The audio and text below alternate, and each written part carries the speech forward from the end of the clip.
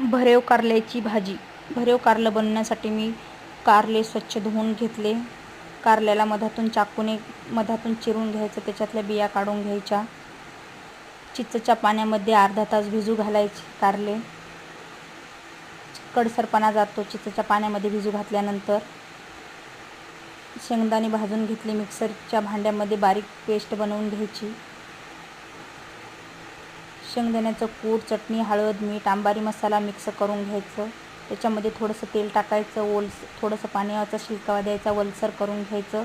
नंतर कारल्यामध्ये भरायचं. कारल्याचे तोंड व्यवस्थित बंद करून घ्यायचं. सर्व कारले मी भरून घेतले. कढईमध्ये 1 पळी तेल, जिरं, मोहरी, लसूण टाकायचा व भरलेले कारले सोडायचे. कारले तेलामध्ये भाजू द्यायचे 5-10 मिनटं. खूप छान लागते ही भाजी. चॅनलला नक्की सबस्क्राईब करा. धन्यवाद.